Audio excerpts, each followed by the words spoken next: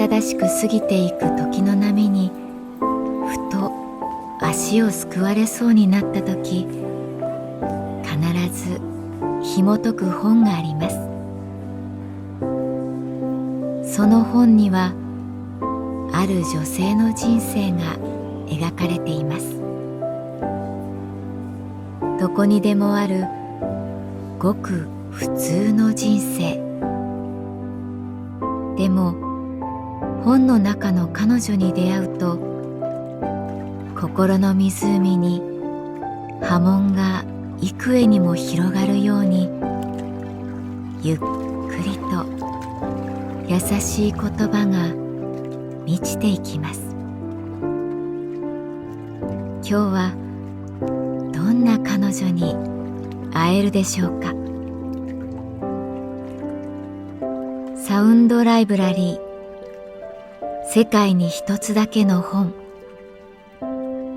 朗読は私、木村多江がお送りいたします。私の名前は月原かな子。旅行会社に勤めている。私は自分で旅するのも好きだけれど、誰かの旅の思い出を聞くのも大好き。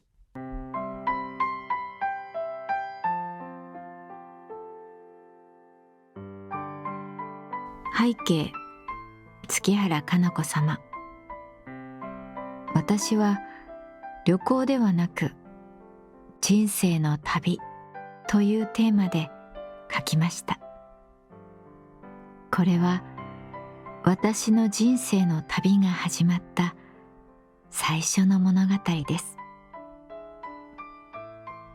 高校生の頃、1年の時から2年にかけて同じクラスのある男の子に7回告白された。その男子は容姿はかっこいいけど優しいオーラでクラスのいじられキャラ。なぜかやんちゃなグループの一員になっていた。対する私は容姿は全然可愛くないけど学年の中では明るく活発。友達も普通にたくさんいる方だったし、休み時間もいろんな子が席まで寄ってくる。ただちょっと自分の中でそういうのが苦手というか、一匹狼な部分もあり、なぜかよく机に突っ伏して寝たふりをした。自分でもなんだか自分がわからなかった。休み時間、廊下から声が聞こえる。ほら、たかしが好きなあいつじゃね？などと、やんちゃグループの男の子たちが教室にいる私を見に来る。その度に、ほんまに？なんで？っていう顔をされる。いやいや、なんでって、こっちが聞きたい。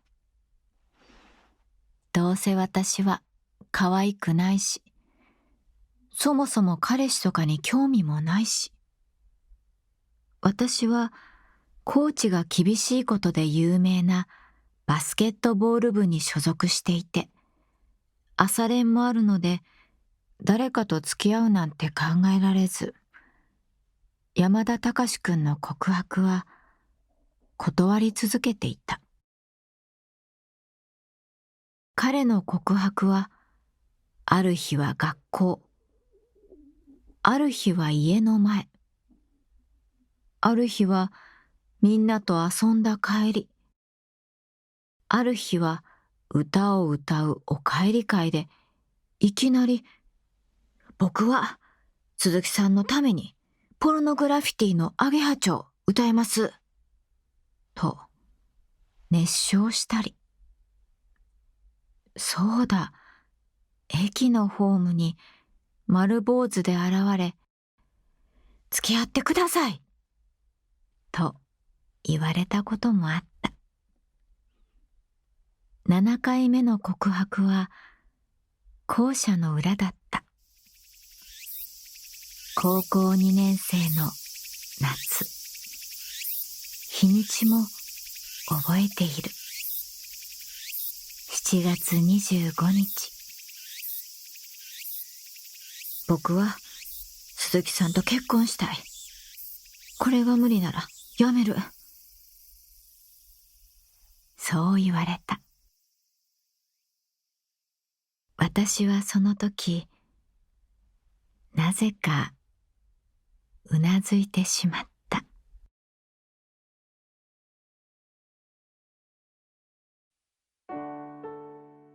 人生初めての彼氏ができた。勉強や部活動の合間に梅田や難波までバイクでの2人乗りデート。家で勉強したりプールに行ったり一緒に夏を過ごした。自分では可愛くないと思ってるくせにプライドだけは妙に高く、自分からたかしくんを誘ったことなどなかったけど、徐々に彼に心を開いてった。たかしくんはいつもまっすぐだった。まっすぐ私だけを見ていた。好きだという気持ちも隠さない。かといって何かを強要したりわがままを言うこともない。ただ黙って私のバスケの練習を自転車置き場で待っていてくれたりした。私はかなり嬉しかったくせに当たり前のように振る舞った。ある日、学校から一緒に帰る帰り道、気づいた。ああ、私この人のこと好きかも。夏休みが終わって2学期が始まった。お母さんから新聞屋さんから映画のチケット2枚もらったけど行くと言われた。見たかったミラ・ジョボビッチのバイオハザード。私はすぐにたかしくんに連絡した。初めて自分から誘ったデートだった。9月12日、映画の前にファミレスでパスタを食べ、梅田ピカデリーへ。映画は面白く、パンフレットまで買った。さあ帰ろうという流れになったが、その日彼は珍しく、今からさ、ヘップの観覧車乗りたいんだけどと言った。彼がわがままを言うのは初めてだった。いつもはどうする？もう帰る？などと聞くのに、私は明日朝練が早いからさ、また今度にしようと断った。それがたかしくんとの最後になった。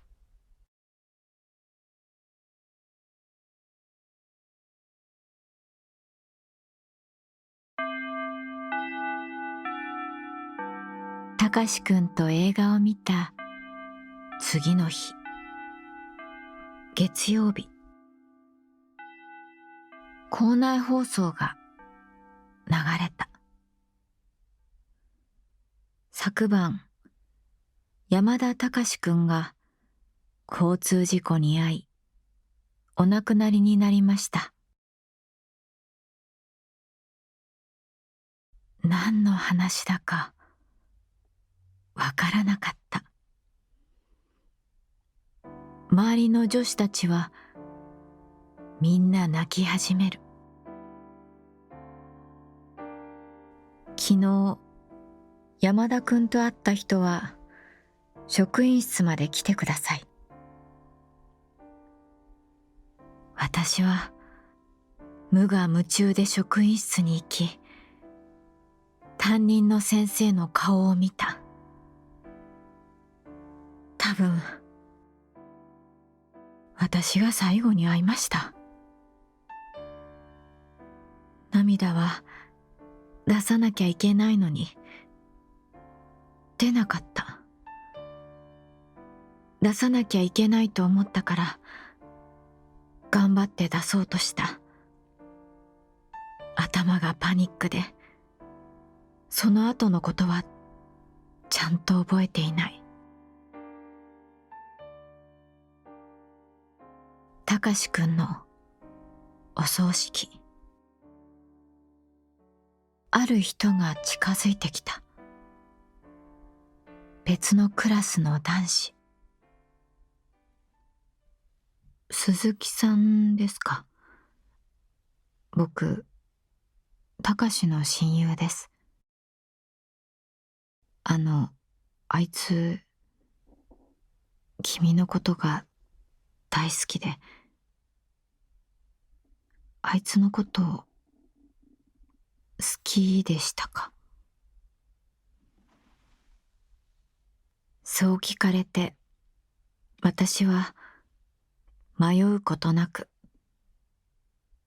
好きだったよ、と返事をした。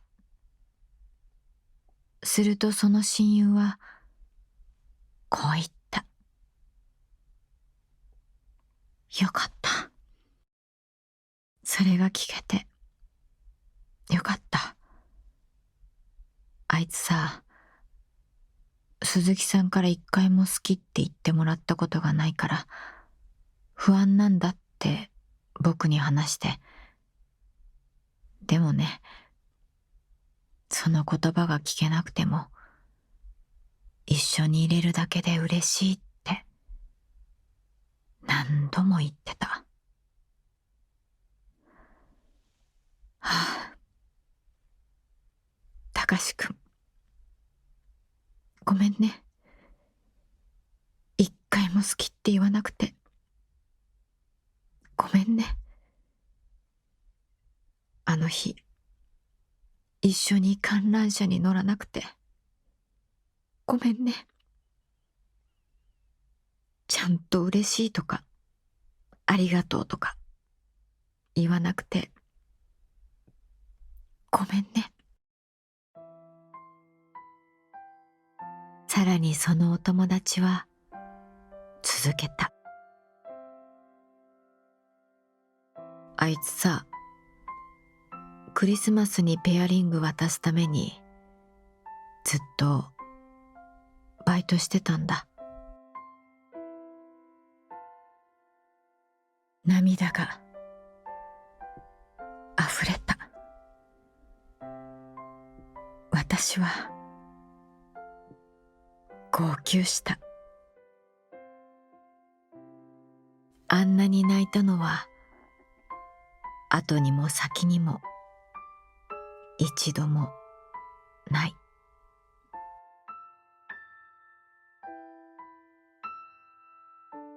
それからは大切な人を作るのが怖くなったけど、その代わり好きになった人にはちゃんと好きという言葉を伝えるようになった。相手に伝える一言一言の言葉の大切さを知った。人間の心を知った私の旅はとここから始まったのだと思う。